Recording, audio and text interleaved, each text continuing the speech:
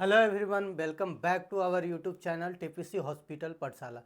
आज हम एक नए टॉपिक पर आप लोग के बीच बात करने आए हैं जिसका नाम है इन्वेंट्री कंट्रोल या इन्वेंट्री मैनेजमेंट। एक हॉस्पिटल के अंदर, एक ऑर्गेनाइजेशन के अंदर कैसे किया जाता है इन्वेंट्री मैनेजमेंट का। ऑब्जेक्टिव्स क्या है, टाइप्स क्या होता है, LIFO क्या होता है, ABC क्या मेथड है, VED क्या है, SDE एनालिसिस क्या है, लीड टाइम क्या होता है, बफर स्टॉक और रिकॉर्ड लेवल क्या होता है, इकोनॉमिक्स ऑर्डर क्वांटिटी क्या होता है। ये चीज़ के बारे में हम इस वीडियो में विस्तार पूर्वक जानेंगे। चलते हैं वीडियो में। सबसे पहला क्या है, आज का टॉपिक क्या है हमारा, इन्वेंट्री कंट्रोल, या फिर इसको हम बोल सकते हैं इन्वेंट्री मैनेजमेंट। इन्वेंट्री कंट्रोल, सबसे पहले तो हम इन्वेंट्री कंट्रोल का डिफिनेशन जान लेते हैं कि इन्वेंट्री कंट्रोल क्या होता है। Definition of inventory control: inventory control is the process of managing, checking and maintaining the stock of materials and supplies in an organization or hospital so that the right item is available in the right quantity at right time। देखिए इसका मतलब क्या बोल रहा है। Inventory control एक ऐसा process है या फिर प्रोसेस है, क्या चीज़ का प्रोसेस है, तो मैनेजिंग का प्रोसेस है, चेकिंग का प्रोसेस, और क्या है, मेंटेनिंग का प्रोसेस है। किसके लिए? तो स्टॉक मटेरियल, जो स्टॉक सामान होते हैं, ये रिजर्व में रखे हुए मटेरियल हैं, उसके लिए, और सप्लाइज के लिए। इन ऑर्गेनाइजेशन, एक संस्था के अंदर कितने सामान स्टॉक में रखे हुए हैं उसका चेकिंग करना, मैनेजिंग करना, मेंटेनिंग करना, वो चीज़ का एक प्रोसेस है। और hospital so that the right, क्यों करते हैं? क्योंकि यह ना राइट आइटम हो, राइट आइटम अवेलेबल हो, जो मेरा स्टॉक में हो, से सही आइटम जो मेरे लिए यूजेबल का सामान है या फिर ऑर्गेनाइजेशन के लिए यूज का सामान है, वो चीज़ अवेलेबल, राइट आइटम अवेलेबल हो, इन द राइट क्वांटिटी, सही मात्रा में अवेलेबल हो या सही मात्रा में स्टॉक हो, एट राइट टाइम, सही समय पर अवेलेबल हो।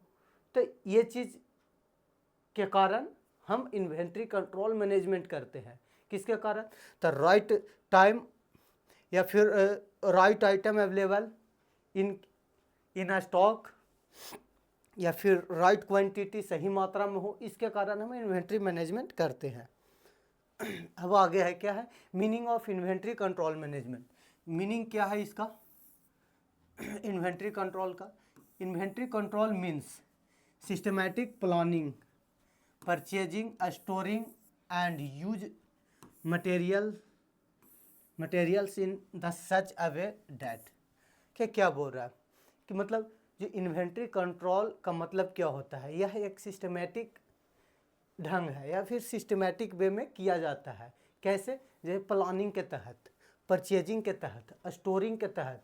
हम कोई चीज़ को खरीदने से पहले प्लानिंग करेंगे कि हमको कितना क्वांटिटी में ख़रीदना है और क्यों ज़रूरी है, इसका कब तक यूजेज होगा, या फिर इसका कब तक हम कितना क्वांटिटी में खरीदेंगे कि हमारे पास वेस्ट नहीं होगा। तो वो चीज़ के लिए प्लानिंग करेंगे, उसके बाद परचेजिंग करेंगे, उसके बाद हमारे पास अगर जो वो आइटम आ जाता है तो उसको स्टोरिंग करेंगे, फिर उसको यूज करेंगे। किस तरीक़ा से? There is no shortage of item, इस तरीक़ा से करेंगे, ऐसे हम मैनेज करके रखेंगे कि जो आइटम का मेरे ज़रूरत है ऑर्गेनाइजेशन के अंदर, हॉस्पिटल्स के अंदर, वो आइटम को शॉर्टेज नहीं हो। जैसे कि हॉस्पिटल में कॉटन्स हैं, ग्लव्स हैं, सिरिंज नीडल्स होते हैं, मेडिसिन होते हैं, तो वो वैसे आइटम एसेंशियल आइटम हो, वैसे आइटम शॉर्टेज नहीं होना चाहिए हॉस्पिटल में। जैसे मान लीजिए कि कोई मेडिसिन ज़्यादा मात्रा में आप मंगवा ले रहे हैं, तो उससे भी क्या होगा कि वो मेडिसिन एक्सपायर हो जाएगा, डिस्कार्डेड हो जाएगा, तो उससे भी आपको प्रॉब्लम होगा, आपको लॉसेज होंगे। तो इसके कारण शॉर्टेज ऑफ आइटम, शॉर्टेज भी नहीं होना चाहिए, और सामान जो आइटम है वो उसका स्टॉक बना भी रहना चाहिए। दूसरा पॉइंट को कर, there is no over stocking, और क्या बोल रहा है कि आइटम को शॉर्टेज भी नहीं होना चाहिए। नेक्स्ट पॉइंट में क्या बोल रहा है, और ओवर स्टॉकिंग, मतलब अनुमान से ज़्यादा या फिर क्षमता से ज़्यादा सामान को स्टॉक भी करके हम नहीं रख सकते हैं। यूज से ज़्यादा स्टॉक, एक मंथ में मान लीजिए कि मेरा 100 आइटम यूज हो रहा है, तो हम क्यों 400 आइटम रखेंगे?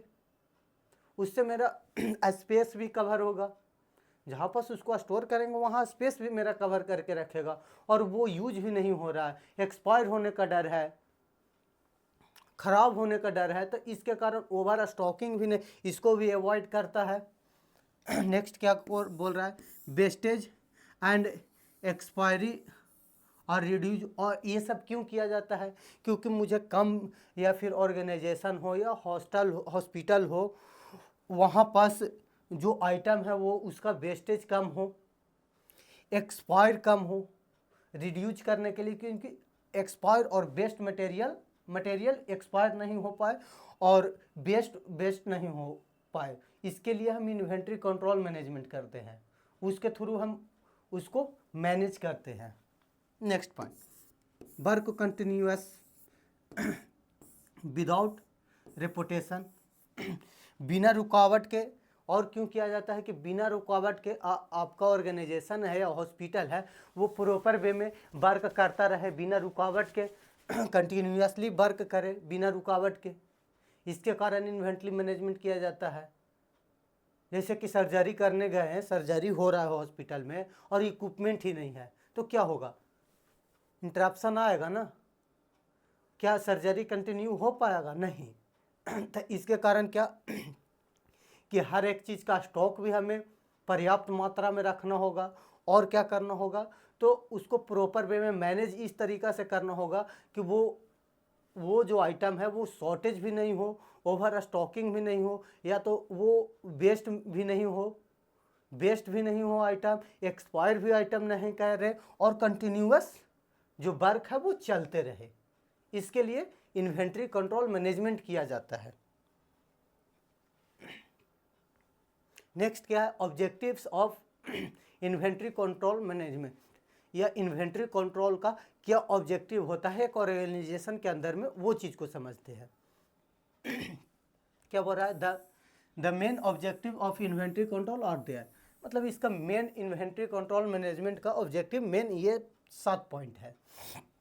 पहला point, to ensure continuous ability of material, क्या करता है इन्वेंट्री कंट्रोल जो है या फिर इन्वेंट्री कंट्रोल मैनेजमेंट के तहत ये चीज़ इंश्योर किया जाता है कि जो मटेरियल है वो अवेलेबल होगा, एबिलिटी कंटिन्यूअस अवेलेबल होगा स्टॉक में, वो चीज़ की इंश्योर करता है कि जो भी आइटम्स हैं वो स्टॉक में कंटिन्यूअस वे में अवेलेबल है, वहाँ पास होगा ही होगा एक मात्रा में, वो चीज़ को इंश्योर करेगा। दूसरा क्या करेगा, to avoid over stocking and under stocking, और क्या बोल रहा है ओवर स्टॉकिंग मतलब एक अनुमान से ज़्यादा सामान भी नहीं मंगा कर रखना, इसको अवॉइड करता है। और क्या, अंडर स्टॉकिंग मतलब स्टॉक ख़त्म नहीं हो, वो चीज़ को अवॉइड करता है कि हमारे पास जो मटेरियल्स है या फिर हॉस्पिटल के अंदर जो भी आइटम यूज होते हैं, जैसे कॉटन हो गए, सिरिंज हो गए, मेडिसिन हो गए,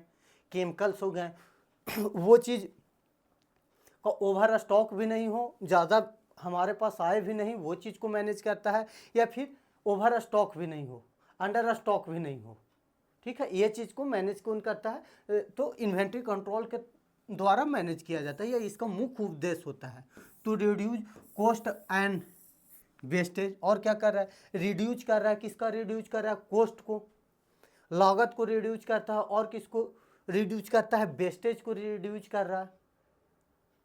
इन्वेंट्री कंट्रोल के तहत क्या हो रहा है, वेस्टेज को रिड्यूज कैसे करेगा कि वो मान लीजिए कि कोई मेडिसिन, या फिर हमको पता है कि मेरे ऑर्गेनाइजेशन में कोई एक मेडिसिन है, ये नाम का मेडिसिन है, ये नाम का मेडिसिन 1 मंथ में 10 पीस बिकता है, तो हम 100 पीस क्यों मंगाएंगे? 2 मंथ का मंगा के रखेंगे 20 पीस,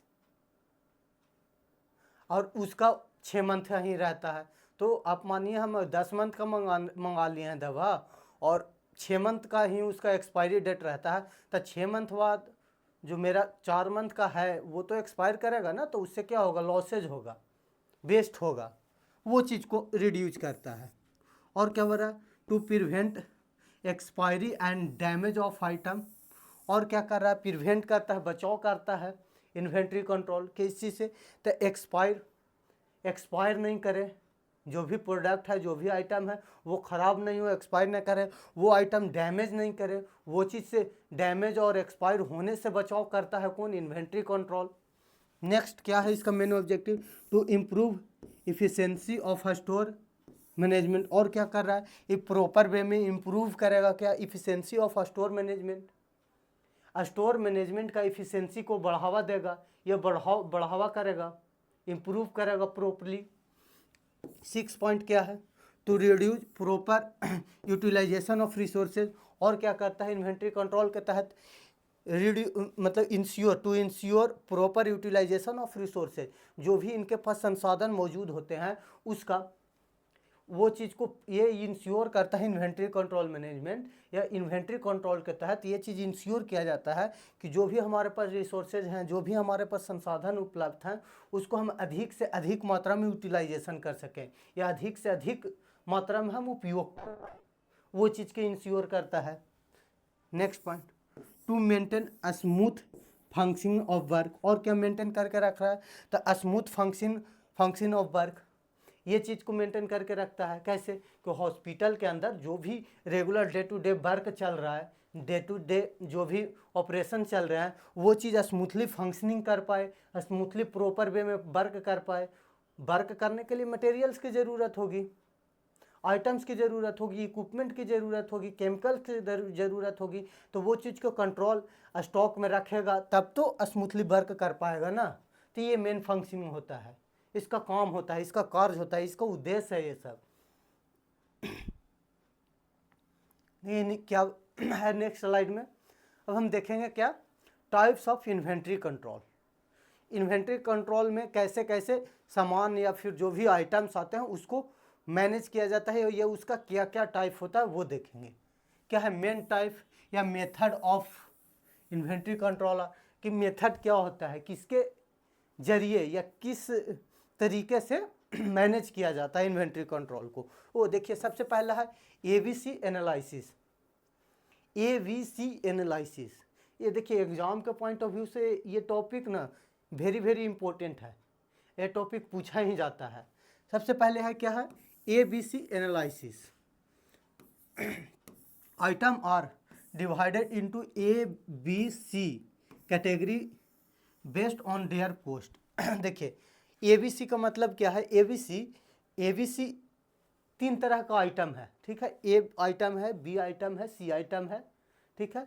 तीनों का ना हम कैसे बांटे हैं, क्यों बोले ए और बी और सी हम क्यों बोल रहे हैं, इसको हम किस बेस पर बोल रहे हैं, तो इसको पैसा के बेस पर या कॉस्ट के बेस पर, लागत के बेस पर हम इसको डिवाइड किए हैं, ए और बी और सी के रूप में, ठीक है, ए और बी और सी के रूप में डिवाइड किए हैं। क्या होता है वो देखते हैं। देखिए ए से क्या होगा, ए से क्या होगा, हाई वैल्यूएबल आइटम, ऐसा item high valuable item. B से क्या होगा, मीडियम वैल्यूएबल आइटम। सी से क्या होगा, लो वैल्यूएबल आइटम। ये से क्या था, हाई वैल्यूएबल आइटम, ऐसा आइटम हॉस्पिटल के अंदर या फिर ऑर्गेनाइजेशन के अंदर जो उसका हाई वैल्यू हो या फिर हाई कॉस्ट हो, ज़्यादा लागत लगता हो, आउटपुट कम दे रहा है। मान लीजिए कि हम कोई जैसे एमआरआई मशीन लाया हॉस्पिटल या सीटी स्कैन मशीन लाया, करोड़ों में आता है, उसका बहुत ज़्यादा लागत होता है, उसको मैनेज करना होता है, सब चीज़ प्रॉपर वे में करना होता है। सीटी स्कैन एमआरआई का मशीन आया, उसमें क्या है, हाई वैल्यूएबल मटेरियल आइटम है, हाई वैल्यूएबल इक्विपमेंट है, उसमें बहुत ज़्यादा कॉस्ट इन्वेस्ट करना पड़ता है। इन्वेस्ट मानो इनपुट ज़्यादा उसमें है, आउटपुट कम है। मान लीजिए कि 10 करोड़ रुपया लगाकर कोई सीटी स्कैन मशीन लाया है और उसको वो पैसा 20 साल में रिकवर होगा, तो क्या होगा, उसका इनपुट कम है, इनपुट हाई है और आउटपुट कम है। समझे, ऐसे मटेरियल जिसका कॉस्ट ज़्यादा होते हैं ना, उसको हम क्या बोलेंगे, हाई वैल्यूएबल मटेरियल। उसको हम किस कैटेगरी में रखे हैं, तो एबीसी एनालिसिस में ए कैटेगरी में। ऐसे मटेरियल बहुत कम मंगाए जाते हैं, बहुत इस पर एनालिसिस करके आता है। बी से क्या है, मीडियम वैल्यू, ऐसे मटेरियल जिसका लागत बहुत ज़्यादा कम भी नहीं होता है ना ज़्यादा हाई भी नहीं होता है, मीडियम होता है ऐसे मटेरियल। या फिर ऐसे वैल्यूएबल इक्विपमेंट हो गया या फिर वैल्यूएबल वस्तुएं हो गए, उनका वैल्यू मीडियम हो, उसका कॉस्ट क्या हो, मीडियम हो। सी से क्या है, लो वैल्यू आइटम, ऐसे वैल्यू आइटम जिनका रेट बहुत ज़्यादा कम हो, जो लोकल मार्केट में अवेलेबल हो, इजीली अवेलेबल हो जाते हैं, वो उनका लो कॉस्ट होता है। वैसे आइटम जिनका मतलब मार्केटिंग कैप बोले या फिर मार्केटिंग कॉस्ट लो होता है। तो पहला हम पॉइंट क्या देखें, एबीसी एनालिसिस। एबीसी का मतलब क्या है, A for high value item, ऐसा आइटम जिसका कॉस्ट बहुत ज़्यादा हो। बी से क्या है, मीडियम वैल्यू आइटम, बोलिए मीडियम वैल्यू आइटम। सी से क्या है, लो वैल्यू आइटम। इस तरीका से हॉस्पिटल मंगाता है, ठीक है। या फिर कोई आइटम को परचेजिंग करेगा तो इस तरीका से करेगा। नेक्स्ट क्या है, VED, VED एनालिसिस। एक एनालिसिस क्या था, एबीसी एनालिसिस, एक है VED एनालिसिस। देखिए भी से क्या है, वाइटल आइटम, लाइफ सेविंग या वेरी इंपॉर्टेंट, ऐसी वस्तुएं, ऐसी आइटम, ऐसा आइटम। भी फॉर क्या है, वाइटल आइटम, ऐसा आइटम जो लाइफ सेविंग के लिए ज़रूरत हो, जैसे वेंटिलेटर, ऑक्सीजन। ऑक्सीजन है वो आप उसको अवॉइड नहीं कर सकते हैं। एक हॉस्पिटल अगर जो आप रन कर रहे हैं तो ऑक्सीजन को अवॉइड नहीं कर सकते हैं। इंजेक्शन, कॉटन्स, बैंडेज, ये सबको आप अवॉइड नहीं कर सकते हैं, ठीक है। ये सबको आप अवॉइड नहीं कर सकते हैं। ये क्या है, वेरी इंपॉर्टेंट आइटम है। अगर जो वो ऐसा आइटम वो अवेलेबल नहीं है आपके हॉस्पिटल में या आपके ऑर्गेनाइजेशन में, तो आपको ऑर्गेनाइजेशन स्मूथली वर्क नहीं कर सकता है। तो ऐसे आइटम को क्या बोलते हैं, वाइटल आइटम बोलते हैं। ये आइटम स्टॉक में होना कंपलसरी है, ठीक है, और ये वेरी इंपॉर्टेंट आइटम होता है। वाइटल आइटम हो गया। ई फॉर इसेंशियल आइटम, ये भी इसेंशियल, ये भी बहुत ज़्यादा ज़रूरत होता है। एक लाइफ सेविंग है तो एक और चीज़ के लिए, जैसे कि हाउसकीपिंग में, हाउसकीपिंग डिपार्टमेंट में आप देख लीजिए, केमिकल्स हो गए, या लेबोरेटरीज में देख लीजिए, बहुत सारे जांचेज के लिए केमिकल की होती है। तो इसेंशियल आइटम है, वो आपके लिए ज़रूरी चीज़ है, वो चीज़ आपको चाहिए ही चाहिए।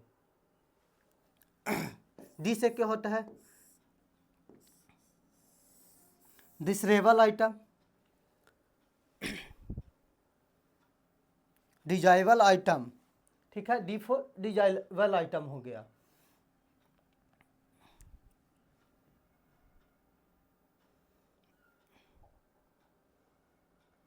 तो सेकेंड में कैसे बांटा गया है, तो VED फॉर्म में बांटा गया है। भी से वाइटल आइटम, ई से इसेंशियल आइटम, और डी से डिजाइबल आइटम।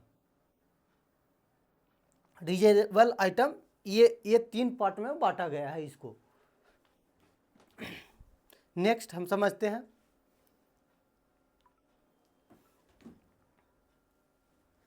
नेक्स्ट क्या है 3 में, देखिए फीफो, इसको हम फीफो भी बोलते हैं, या FIFO मेथड। इसको हम क्या बोलते हैं, FIFO मेथड। क्या है, फर्स्ट इन फर्स्ट आउट।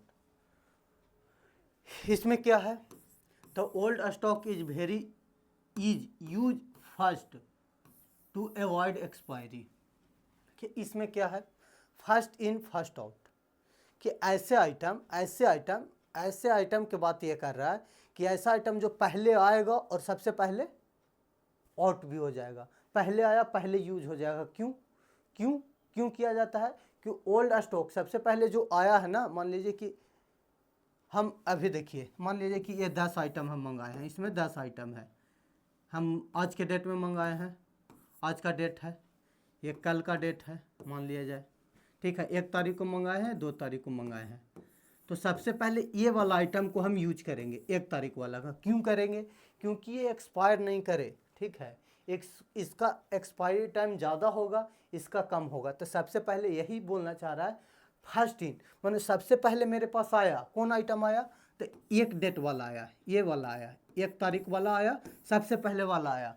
तो सबसे पहले आया तो सबसे पहले हम इसको यूज करेंगे। क्यों यूज करेंगे, क्योंकि ये एक्सपायर नहीं कर पाए या इसका वेस्टेज नहीं हो, इसके लिए इसको पहले यूज करेंगे। मेडिसिन का कॉन्सेप्ट में हो जाता है, और फिर जो बाद में आया है उसको बाद में यूज करेंगे, जो पहले आया उसको फर्स्ट, इसलिए इसको बोला गया है क्या है, फर्स्ट इन, सबसे पहले आया, और फर्स्ट आउट, सबसे पहले चला जाएगा, या सबसे पहले यूज हो जाएगा।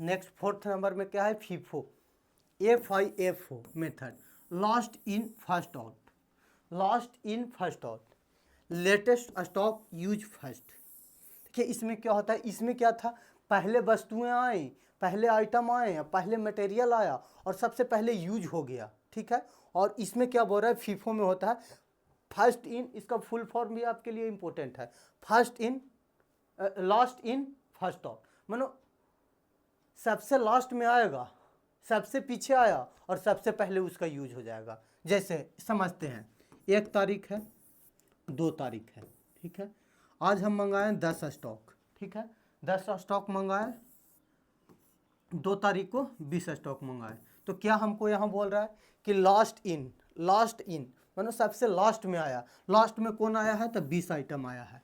फर्स्ट आउट, सबसे पहले हम 2 तारीख वाला को यूज कर लेंगे, अगर जो हम 5 तारीख को यूज कर रहे हैं ना, तो सबसे पहले 2 को करेंगे फिर 1 को करेंगे, ये चीज़ होता है last in last out, last in first out होता है। लेटेस्ट जो होता है मतलब जो सबसे पहले या फिर सबसे लास्ट में आया हुआ आइटम होता है, उसको सबसे पहले हम यूज करते हैं। 5, मिनिमम मैक्सिमम लेवल सिस्टम, क्या बोल रहा है, मिनिमम मैक्सिमम लेवल सिस्टम क्या है, पंचम में fixer minimum and maximum stock item to control inventory. देखिए क्या बोल रहा है इसमें कि फिक्स करके रखता है minimum and maximum stock item. जैसे कि मान लीजिए कि ये मेरा इन्वेंट्री कंट्रोल का डिपार्टमेंट है या फिर स्टॉक वाला, स्टॉक है, स्टॉक का रूम है, स्टॉक रूम है, तो इसमें हम क्या करेंगे, क्या बोल रहा है कि मान लीजिए कि ए प्रकार का आइटम है, ए आइटम है, बी आइटम है और सी आइटम है, या फिर हम इसको एक्स मान लेते हैं, ठीक है, एक्स आइटम है, क्या बोल रहा है, एक्स आइटम है। तो इसमें क्या है कि मान लीजिए कि क्या बोल रहा है, मैक्सिमम, हम मेरा इन्वेंट्री कंट्रोल का पॉलिसी है कि ये वाला आइटम 10 से ज़्यादा नहीं होना चाहिए या फिर 5 से कम नहीं होना चाहिए। क्या है, 10 मैक्सिमम है, मैक्सिमम है, और 5 क्या है, मिनिमम है। 10 से हम ज़्यादा नहीं रखेंगे इसको और 5 से इसको कम होने नहीं देंगे, मतलब मिनिमम 5 रखेंगे और 10 से कम नहीं। तो यही चीज़ बोल रहा है, क्या बोल रहा है, फिक्स मिनिमम, मिनिमम फिक्स किया हुआ है ना 5 पर, 5 आइटम हमारा स्टॉक में होना ही चाहिए। स्टॉक में कितना आइटम है, 5 आइटम होना चाहिए, ठीक है। मिनिमम, मिनिमम तो हम फिक्स कर दिए, और क्या बोल रहा है, maximum, maximum and maximum stock limited, stock limited maximum कितना हम फिक्स किए हुए हैं, 10 आइटम पर हम फिक्स किए हुए हैं। तो मेरा मिनिमम भी फिक्स हो गया और मैक्सिमम भी फिक्स हो गया। मान लीजिए कि जैसे ही मेरा स्टॉक में 10 आइटम हो गया, तो हम वो आइटम को परचेज नहीं करेंगे, वो आइटम को हम नहीं मंगाएंगे। और जैसे ही हमारे पास स्टॉक धीरे धीरे खत्म होने लगा, खत्म होते होते 5 पर आ गया, मिनिमम पर आ गया, तो फिर हम ऑर्डर करके मैक्सिमम कर लेंगे। तो वो बोल रहा है कि मिनिमम और मैक्सिमम आइटम को या फिर स्टॉक को लिमिटेड रखता है to control inventory, control inventory क्यों रखता है, इन्वेंट्री जो कंट्रोल रहता है या फिर कंट्रोल इन्वेंट्री कंट्रोल करने का तरीका है, मिनिमम और मैक्सिमम स्टॉक रखता है। यही चीज़ बोल रहा है क्या, मिनिमम मैक्सिमम लेवल सिस्टम। समझ में आ गया, minimum maximum level system. Level तो ये आपको दिख रहा है ना, 10 पर 5 पर, मिनिमम और मैक्सिमम लेवल सिस्टम यही है। समझ में आया। नेक्स्ट पॉइंट क्या बोल रहा है, 5 में क्या है, SDE एनालिसिस क्या है ये देखते हैं, कलर चेंज करते हैं। SDE analysis is an inventory control technique in which items are classified according to their availability in the market। हाँ, अब देखिए इसका मतलब क्या बोल रहा है, इसका मतलब बोल रहा है कि SED एनालिसिस क्या है, यह इन्वेंट्री कंट्रोल का एक टेक्निक है। क्या है, इन्वेंट्री कंट्रोल का एक मेथड है, टेक्निक है, जिसके द्वारा आइटम को क्या किया जाता है, क्लासिफाइड किया जाता है। किसके अकॉर्डिंग क्लासिफाई किया जा रहा है या कर रहा है, क्लासिफाइड कर रहा है एबिलिटी, मतलब मार्केट में उपलब्धता के आधार पर उसको क्लासिफाइड कर रहा है। मार्केट में कितना कौन वस्तुएं मानो उपलब्ध है उसके आधार पर क्लासिफाइड कर रहा है मार्केट के हिसाब से। ऐसे जैसे कि पहला क्या बोल रहा है, scarce, raw item difficult to get. ऐसे आइटम स्कार्सिटी, स्कार्स आइटम या फिर रॉ। एस फॉर क्या हो गया स्कार्स, डी फॉर क्या हो गया डिफिकल्ट, ई फॉर हो गया इजली।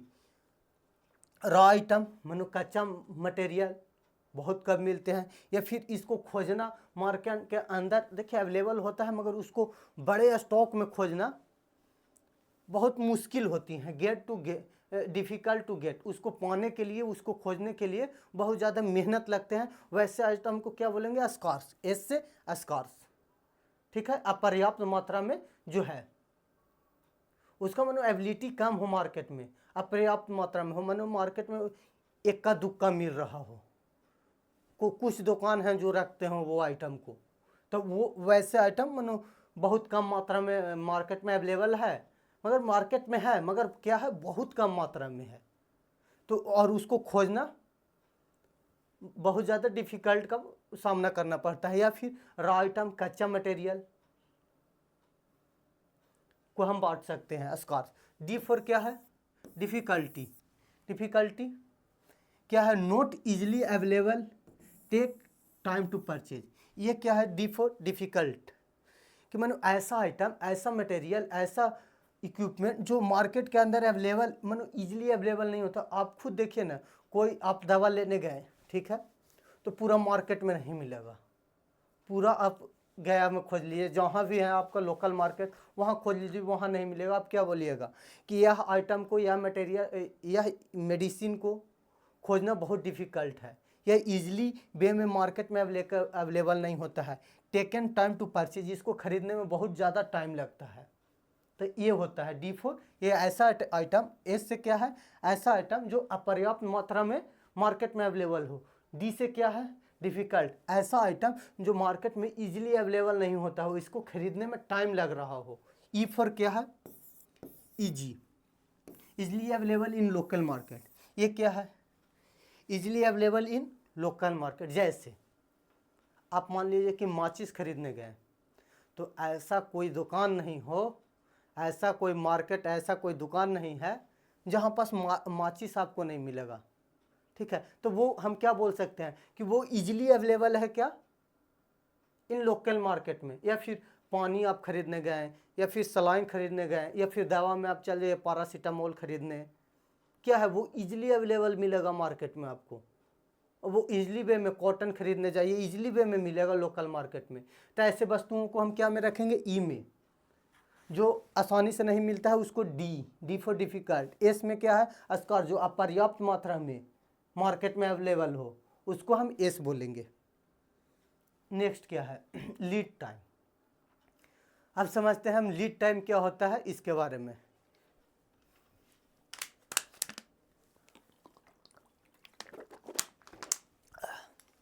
लीड टाइम देखिए क्या है लीड टाइम।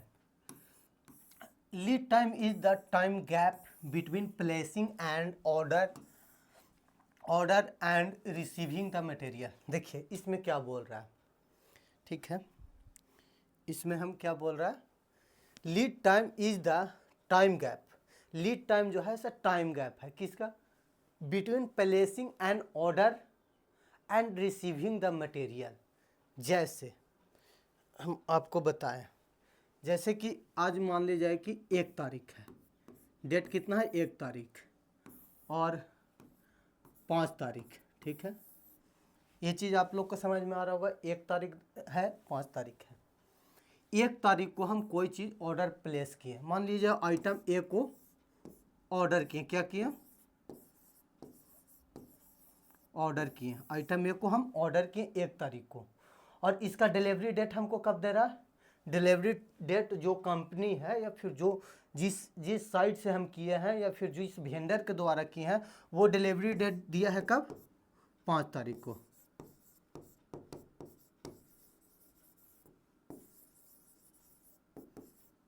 डिलीवरी डेट कितना है, 5 तारीख को। अब 1 और 5 के बीच में कितना टाइम है, 4 दिन का गैप है ना जी।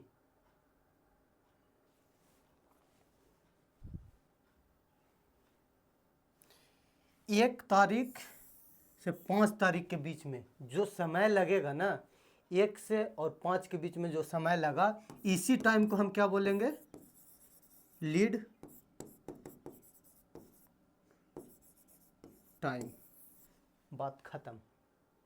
ऑर्डर और पैलेस, ऑर्डर किए सामान और जब सामान हमको डिलीवरी हुआ, ये दोनों के बीच में जो टाइम लगा उसको हम क्या बोलेंगे, लीड टाइम।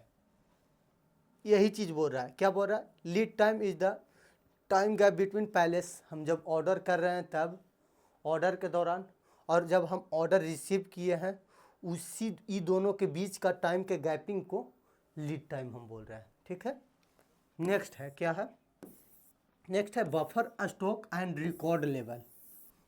बफर स्टॉक क्या होता है, रिकॉर्ड लेवल क्या होता है, इसको हम समझते हैं। सबसे पहला है buffer stock is the extra stock keeping as a safe reserve to meet emergency and unexpected demand. देखिए क्या बोल रहा है, जो buffer stock is the extra stock keeping as a safe reserve, कि बफर स्टॉक एक ऐसा मानो एक्स्ट्रा स्टॉक है, बफर स्टॉक एक ऐसा एक्स्ट्रा स्टॉक है, एक्स्ट्रा में हम उसको रखे रहते हैं। बफर स्टॉक का मतलब ऐसे कोई आइटम होता है ना जिसको हम एक्स्ट्रा रखे हुए हैं, लुका कर रखे हुए हैं, छिपा कर रखे हुए हैं, क्यों, इमरजेंसी में यूज करने के लिए। तो यही चीज़ बोल रहा है कि बफर स्टॉक एक्स्ट्रा स्टॉक है। क्या है, एक्स्ट्रा स्टॉक। मान लीजिए 10 है ना, उसके पहले भी हम 10 और रखे हुए हैं। ठीक है, extra stock keep as safely, हम सेफ्टी रिजर्व, हम सेफ्टी माने सुरक्षित उसको रिजर्व करके रखे हुए हैं, किसको, एक्स्ट्रा स्टॉक को। क्यों करके रखे हैं, इमरजेंसी के दौरान या फिर अनएक्सपेक्टेड कोई डिमांड होगा या अनएक्सपेक्टेड कोई ऐसा इमरजेंसी आ जाए जिसमें वो चीज़ का वस्तुएं या फिर जो आइटम हम रखे हुए हैं उसका ज़रूरत ज़्यादा हो, उस दौरान हम बफर स्टॉक को यूज करेंगे। ठीक है, ये समझ गए। क्या बोल रहा है, reorder level is the fixed stock level at which a new order should be placed to avoid shortage of material. देखिए क्या बोल रहा है, रिकॉर्ड लेवल क्या है, record level is the fix stock level. क्या बोल रहा है, रिकॉर्ड लेवल एक फिक्स स्टॉक लेवल है at which a new order should be placed to avoid shortage of material. देखिए इसमें सिंपल वे में क्या बोल रहा है कि देखिए रिकॉर्ड लेवल क्या है, जैसे हम इन्वेंट्री 1 से लेके 10 तक 10 को हम स्टॉक रखे हुए हैं। ठीक है, 10 चीज़ हम रखे हुए हैं, इसमें हम इन्वेंट्री कंट्रोल में ये मेरा पॉलिसी है कि हम जैसे ही 1 से 10 तक, 1 है यहाँ, 1 से 10 तक यहाँ कितना आया, 5 आया। ठीक है, जैसे ही ये मेरा 10 आइटम है ना, 10 आइटम घच के 5 पर आएगा ना, 5 तक 5 पर आएगा, हम इसको ऑर्डर करेंगे। मान लीजिए कि आइटम ए है, ये आइटम पूरा ए है, हम इसका स्टॉक कितना रखे हुए हैं, 10 रखे हुए हैं, और इसका सेंटर में कितना है, 5। ठीक है, 5 हम इसको क्या रख लिए, रिकॉर्ड लेवल।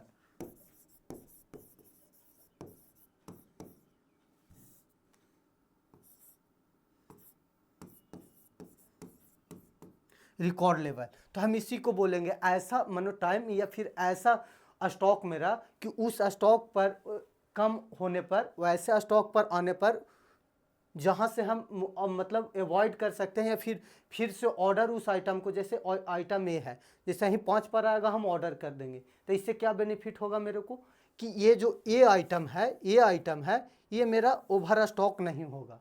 क्या, ये ओवर स्टॉक नहीं होगा, इसको हम अवॉइड कर सकते हैं, ओवर स्टॉकिंग अवॉइड कर सकते हैं। और क्या कर सकते हैं, जैसे ही 5 पर आएगा तो हम इसको रीऑर्डर मार देंगे, तो क्या होगा कि इसका स्टॉक भी मेंटेन रहेगा।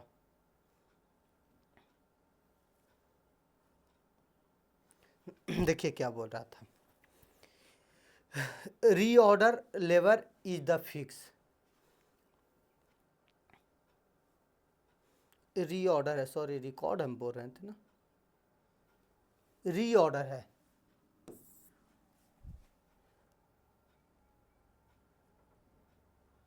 हाँ देखिए क्या बोल रहा है, reorder level is the fix stock.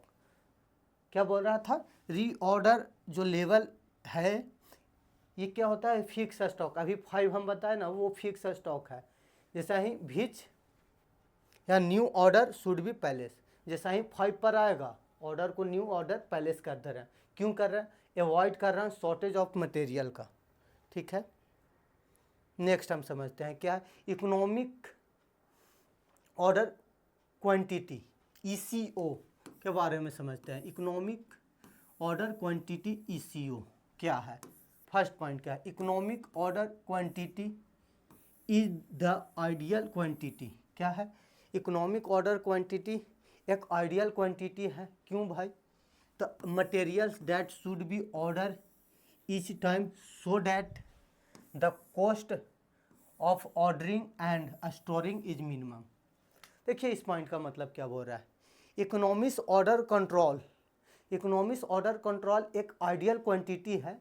ये एक मान्यता प्राप्त या फिर मानते हैं क्वांटिटी, ऐसा क्वांटिटी है किसके लिए, तो material that should be order each time so that, मानो ऐसे टाइम पर मटेरियल को हम ऑर्डर कर दें, इकोनॉमिक ऑर्डर क्वांटिटी के थ्रू ऑर्डर कर दें, जिससे order each time so that the cost, order हम कर देंगे क्यों, क्योंकि हमको जो टोटल कॉस्ट लगेगा, ऑर्डर करने में जो टोटल कॉस्ट लग रहा है या फिर स्टोर करने में जो कॉस्ट हमको लगता है वो मिनिमम आए, समझ रहे हैं।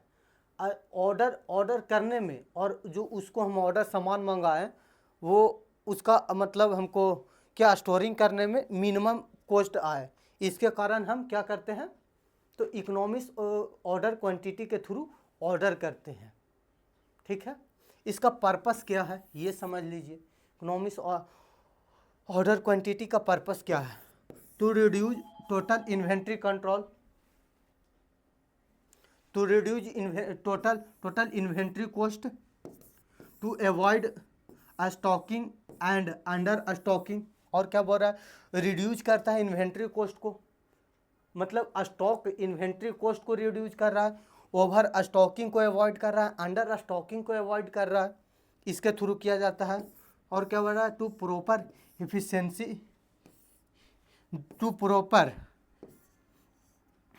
To improve efficiency inventory management. और क्या बोल रहा है, प्रॉपर इफिशिएंसी इम्प्रूव कर रहा है कि इसको इफिशिएंसी इन्वेंट्री मैनेजमेंट को इम्प्रूव करने में हेल्प करता है कौन, या फिर इसका पर्पस है इस इकोनॉमिक्स ऑर्डर क्वांटिटी।